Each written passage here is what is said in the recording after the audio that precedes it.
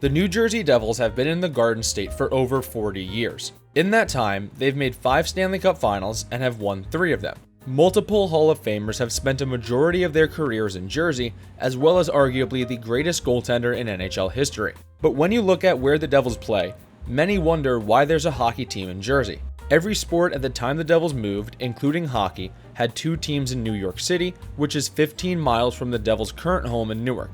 Nowadays, nobody would ever move a team so close to a market that is that saturated. So how did the Devils end up in Jersey? The Devils may have existed since 1992, but the franchise dates back to 1974, when the Kansas City Scouts were introduced to the NHL alongside the Washington Capitals, becoming the 17th and 18th teams in the league.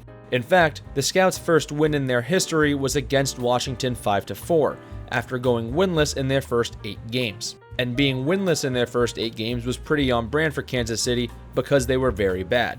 In fact, they were bad in pretty much all facets of being a successful hockey organization. They had a very hard time attracting fans, averaging around 7,500 people during their only 2 seasons in Kansas City. Also, their record was the definition of pitiful, as they only won 27 games, tied 23 times, and lost an astonishing 110 times. That means they lost 68.75% of the time and only won 16.875% of the time. And so, the Scouts moved to Denver, Colorado and became the Rockies, hoping to find better success in the Mile High City.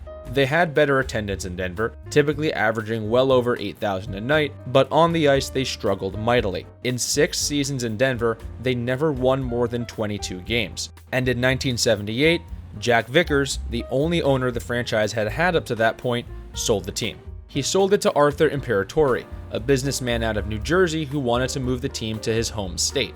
Imperatori's plan wasn't looked at very fondly, as moving the team to New Jersey would be putting them right in between 3 well-established franchises: the New York Islanders, New York Rangers, and Philadelphia Flyers. Also, there was no facility in New Jersey that the team could even use temporarily. But convincing the owners of the Rangers, Flyers, and Islanders was the more challenging of the 2 issues. Flyers owner Ed Snider hated the idea of a move, and since back then a team's relocation needed unanimous approval by the league's owners, the Rockies wouldn't be heading to Jersey anytime soon. Snider told the New York Times in 1978, "They can sell to the moon, but not to the Meadowlands. I'm against it. Transfer will require unanimous approval and the directors won't stand for it. Why put 3 teams in that area? There is not enough nationwide distribution now. We only have a few teams in the Midwest, we're sparse in the Far West, and sparse in the South. Now they want to put 4 teams in a tiny area." So, the Rockies wouldn't be moving to Jersey for the time being. Imperatori sold the team to businessman Peter Gilbert in 1980, who also pushed to move the team to New Jersey. And while he was owner, a new arena was being built in the Meadowlands, which you may know now as the same area that MetLife Stadium resides in. Gilbert would own the team until the 1981-82 season ended, and the team was then sold to a group of investors led by Dr. John J. McMullen. As Stan Fischler described McMullen, "A bevy of Hollywood casting directors couldn't have fashioned a more Mr. New Jersey character actor than Doc Mack." And after his purchase of the team, he announced that the Rockies would move to East Rutherford and play at the Brendan Byrne Arena in the Meadowlands, as the league's owners finally approved relocation. Now you might be thinking, what got the Rangers, Flyers, and Islanders to finally approve the move? Of course, it's the answer to everything: money. McMullen and the other owners would have to pay $10 million to the Flyers, Rangers, and Islanders, essentially as compensation for entering their territory. $10 million may not seem like a lot, but in 2026 money, that's about $34 million to each team. And so, the Colorado Rockies relocated to New Jersey, and on June 30th, 1982, were renamed the Devils, after the legend of the Jersey Devil, which is said to live in the Pine Barrens of South Jersey. So it took a lot of trouble to get the Rockies to move to New Jersey, which begs the question, why go through all of it? The NHL hadn't expanded anywhere to the south, and for the league's popularity, wouldn't it have been better to move the Rockies to somewhere without 3 other teams? There's 2 main reasons. The first reason is simple: a shiny, new arena.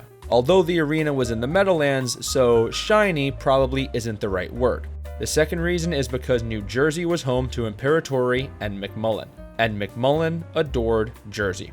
His passion for New Jersey was matched only by his love of sports. When the Rockies went up for sale, Doc Mack was convinced that his home state could support a team at the Meadowlands. So were his partners, led by former New Jersey Governor Brendan T. Byrne and financier John C. Whitehead. As Chico Resch said about the team's move, "We were overjoyed because everything was going to be new in New Jersey. A new arena, new fans, new spirit, and a new hope for making the playoffs." John McMullen had hit the jackpot, and, to a man, we couldn't wait for the opening of training camp.